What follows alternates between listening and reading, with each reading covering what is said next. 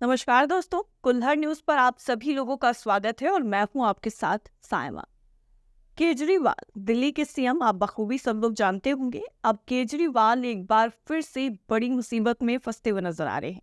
ऐसा हम नहीं कह रहे, दरअसल सुप्रीम कोर्ट में एक मामले को लेकर सुनवाई चल रही थी और सुप्रीम कोर्ट ने अब केजरीवाल के ऑफिस को लेकर कुछ ऐसा कह दिया है जिसके बाद केजरीवाल और उनकी पार्टी में पूरी तरह से गहमा गहमी का माहौल हो गया है।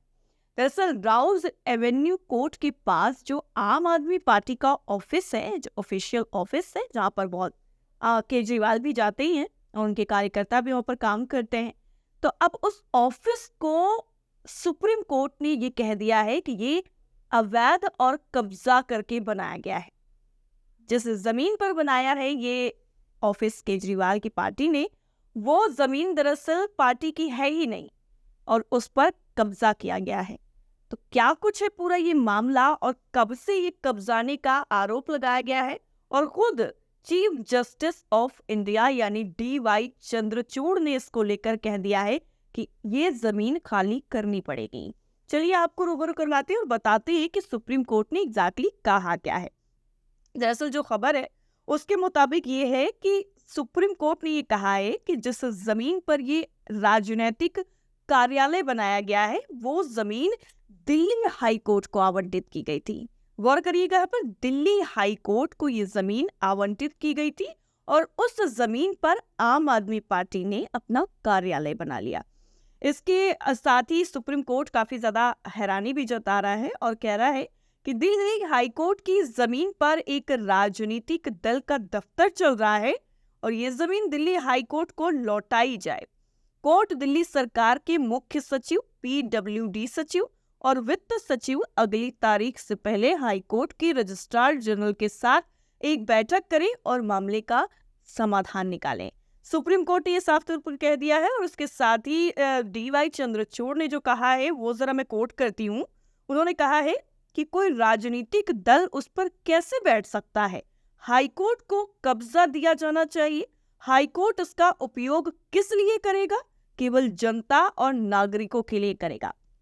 अब सोचिए, राजनीतिक पार्टियां, नेशनल लेवल की पार्टी हो गई है आम आदमी पार्टी, लेकिन अब इस पूरे मामले में जो ये नया खुलासा हुआ है, इसने केजरीवाल की जो टेंशन है वो कहीं ना कहीं जरूर बढ़ा दी होगी, क्योंकि कई मामलों में केजरीवाल पर कार्रवाई भी चल रही है और उनको बार बार ED की तरफ से बुलावा भी भेजा जा रहा है, लेकिन वो ED के सामने नहीं जा पा रहे हैं और कई उनके जो नेता हैं वो बड़े बड़े घोटालों में अंदर भी हैं। अब ऐसे में केजरीवाल का ऑफिस क्या अब कब्जा मुक्त करवाया जाएगा, जो दिल्ली हाई कोर्ट की जमीन है, और उनका ऑफिस तोड़ दिया जाएगा? ये बहुत बड़ा सवाल है यहाँ पर। लेकिन यहाँ पे मैं आपको ये बताऊं कि बताया गया है कि दिल्ली सरकार के कानून सचिव भरत पाराशर ने अदालत को ये बताया है कि जो जमीन है दरअसल ये 2016 से आम आदमी पार्टी के पास है और इस पर मुख्य न्यायाधीश ने कहा है कि ये जमीन दिल्ली हाई कोर्ट को लौटानी होगी। गौर करिए, 2016 से आम आदमी पार्टी का ये कार्यालय यहाँ पर बना हुआ है और बाकायदा दफ्तर चल रहा है, सब कुछ हो रहा है, लेकिन अभी पिछले कुछ दिनों में इस मामले को काफी ज्यादा हाईलाइट किया गया है और इसको जमीन को कब्जा मुक्त कराने की जो बात है वो भी कही जा रही है।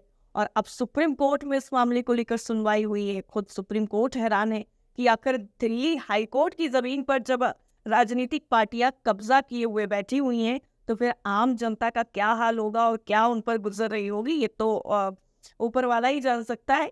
लेकिन जिस तरीके से अब केजरीवाल पर शिकंजा कसता जा रहा है और बार बार उनको एक के बाद एक जोरदार झटके कह सकते हैं आप वो लग रहे हैं, तो देखना ये होगा कि क्या लोकसभा चुनाव से पहले दिल्ली की जो CM है अरविंद केजरीवाल, इनका ऑफिस खाली करवाया जाएगा, तोड़ा जाएगा, या केजरीवाल को जेल भेजा जाएगा।